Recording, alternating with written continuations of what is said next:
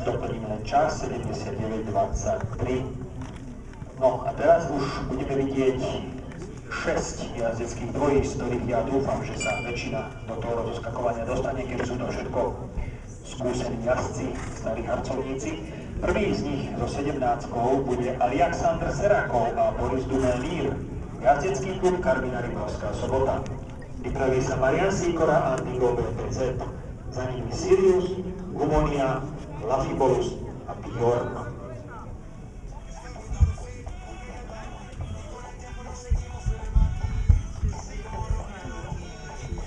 Boris Dumelír, čo k nemu povedať, 10 rokov, slovenský teplokrvník, majiteľom je Boris Dumelír 361 a matka Kasanova.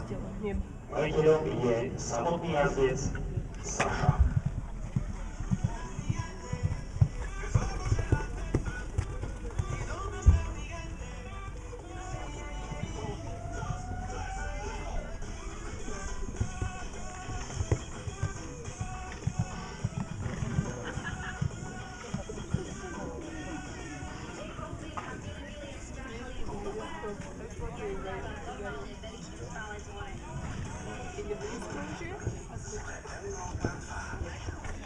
A pochváľam si aj dnešné počasie, parádne naplánované na víkend, žiadne prúdky, žiadne búrky, iba dokonalé teploty. Bratislava 29, Žilina hlási 25 a ideme aj na východ, Košice 25. Sobota jasná, aj polooblačná na niektorých miestach, ale hlavne teplo a tu 31 stupňov.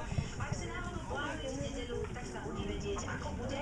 Ja vám to poviem, samozrejme jasno až polooblačno a dokonca veľmi teplo. Pozerám, že najvyššia denná teplota v nedeľu 28 až 33 stupňov, ale pripravte sa aj na bodky z tepla, tie by sa mali ukázať. Rovnako sa ukáže aj The Chainsmokers a Coldplay. Something Just Like This na Euro